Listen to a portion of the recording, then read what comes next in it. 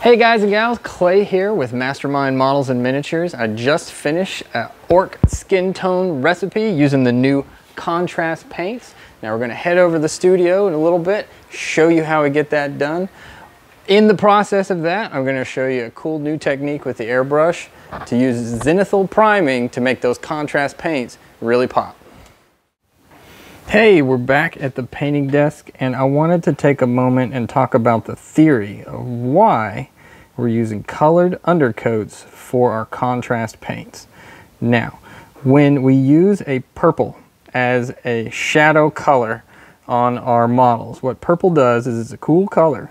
And cool not as in, you know, he's a cool guy, but cool is in temperature. So cool colors, what they do is recede when we look at them.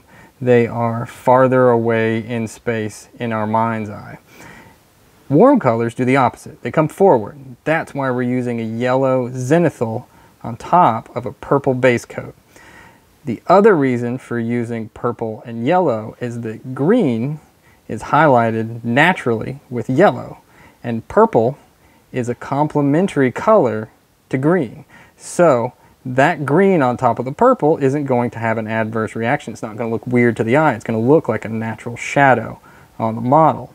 That yellow is going to be a natural highlight for the green, and it's going to give us that nice pop when we just brush on our contrast paint when we're done. Now, if you don't have an airbrush, you can do this with base coat. Army Painter makes all sorts of colored spray can coats. So you can get a purple Army Painter, you can get a yellow Army Painter, and do this just as easily if you don't have an airbrush.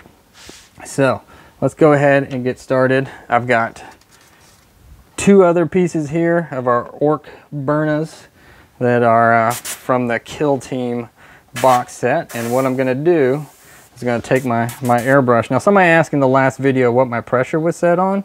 This is what I use to set my pressure. Now you can probably hear this control valve increase and lower the air pressure of my airbrush. So that gives me a lot of fine control on my airbrush. Now those are called Mac valves, and this one is from Grex, which the airbrush is also a Grex airbrush. I've been using Grex for a long time. I do have a couple of Badgers as well. I'm not as well practiced with the Badger airbrushes, but I have a chrome and I have a Sotar that I haven't broken out yet, but I want to do some work with the inks on the chrome. So what I'm doing here is I'm just thinning down my purple, and I'm using the royal purple from Vallejo Game Color. It's this guy right here, and this is an old paint. I've had this guy for a while. I think it's like 10 years old.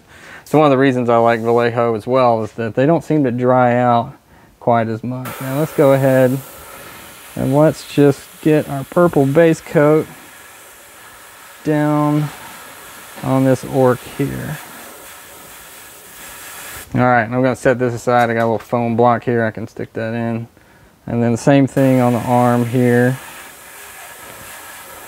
Just a quick purple coat. Make sure, sometimes I got a little finger sticking out. I wanna make sure we hit that. All right, that's pretty good for our arms. Now, let's clear that out of the airbrush. Now, you might think, time to jump to yellow. Not quite yet. Yellow is going to have a really hard time coating over our purple. Being as that purple is a very strong pigment and yellow is a very weak pigment. It means it takes a lot of coats to get on there, and so we're going to cheat a little bit. And in order to cheat, we're going to use white. So I'm going to take some of my Vallejo Game Color Arctic White. Now if you watched some of my videos in the past, you'll notice I'm a big fan of this color.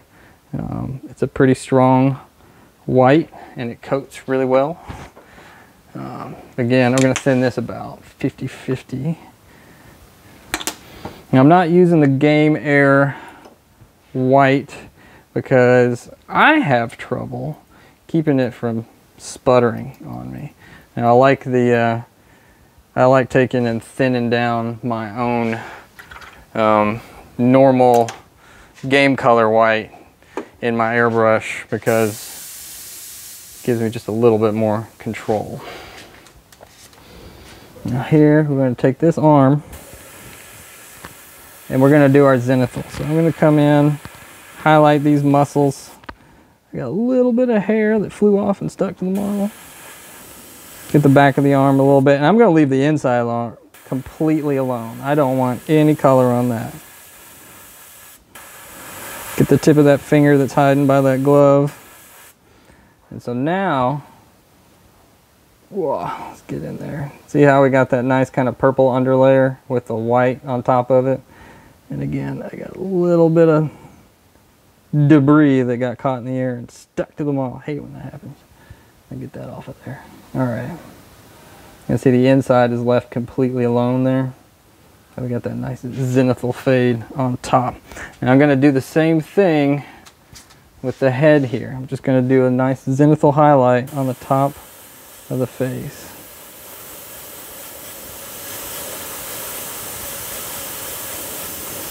Now if you don't have a MAC valve, I'll probably say that my air pressure is about 30 psi right now. And I like to keep it pretty high, and instead of just trying to coat with a low pressure and a really thin paint, what I do is I pulse the trigger with my finger in order to get that control. So pulse, pulse, pulse, see how that looks, pulse again a couple times. That's where you get your control. Ugh. Rinse out the airbrush here.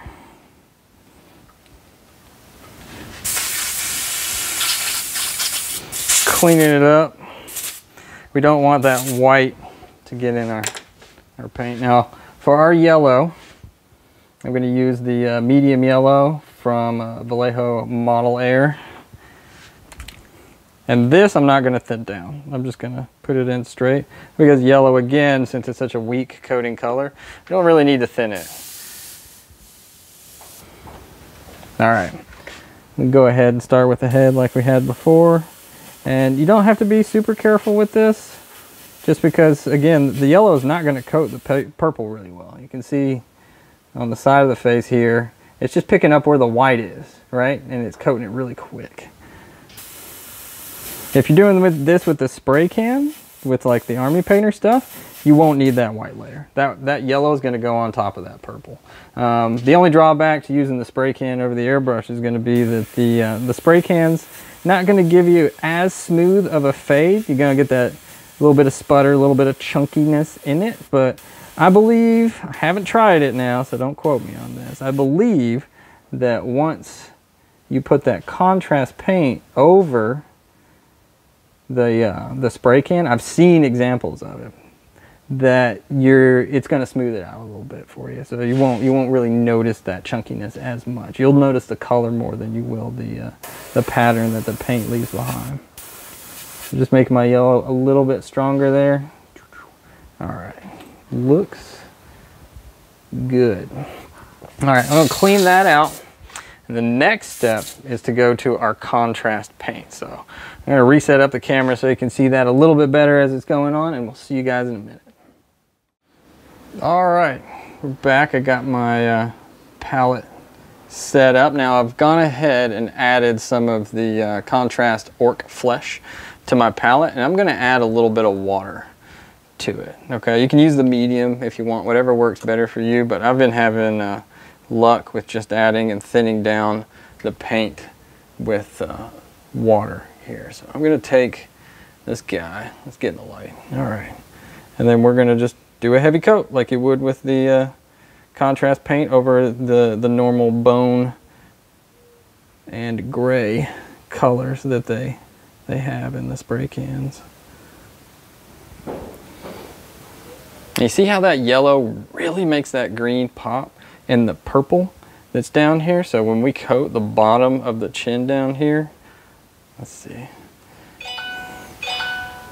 See how that interacts with it and makes that green stay dark, but the green, same amount of coat, gives you that nice bright green orc skin with that natural yellow highlight that happens with orc skin.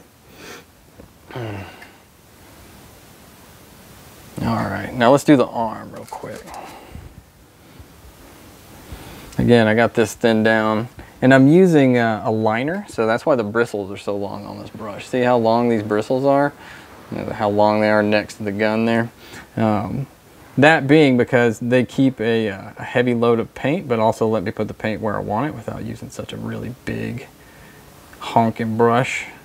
So accuracy with the benefit of having the ability to pick up a lot of paint, which is what you need with the contrast paints. Oh, I hit the camera with my head. Sorry, got to jiggle.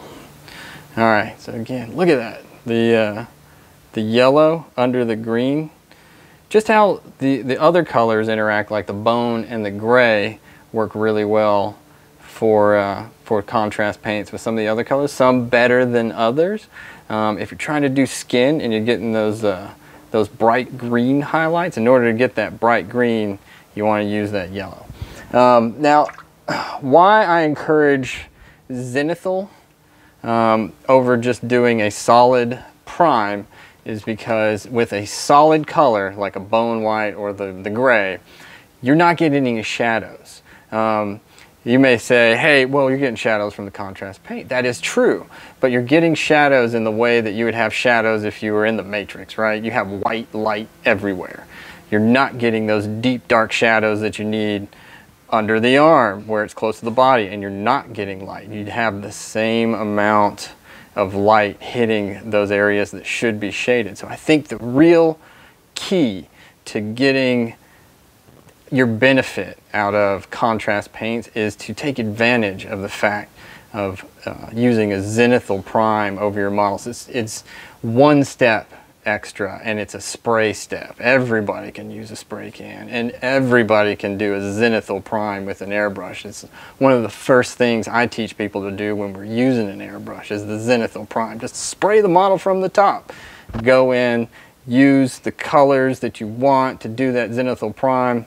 I'm sure there's a ton of other recipes we can discover on doing primes with a color prime like the purple and yellow, and then putting another contrast color over the top. I think Blood Angels would be a good example. Instead of using the bone color, use a yellow again underneath of that, and your highlights won't come out so pink. They'll come out more in the orange spectrum, and that's more true to the Blood Angel scheme. They don't have as pink highlight as some of the other red chapters do in Space Marines. But all right, guys, I hope that was informative for you and very useful for our viewers that play orcs and are trying to get a lot of those guys, a lot of those boys on the field. As always, please feel free to leave comments in the sections below. Now, that being said, if you have a disagreement with the video, that's awesome. Let me know what you think should be done, but do so in a polite way. We want to keep the discussion upbeat and make sure that everybody's having a good time. If you feel that you cannot disagree without keeping it civil, I'm sorry to say I'm probably going to get rid of that comment, because we're here to have civil discussions about paint. And again, always welcome disagreement, because we learn from those things. I'd be happy to try anything out that you guys want to see. Now, if you do have a suggestion for another technique, please take a picture of that technique and show me the results that you had. I'd love to see other people's work. And with that, we can discuss how that paint turned out, and other people can see and say, hey, I like that result better. I'm going to do it through this guy's suggestion. That's awesome.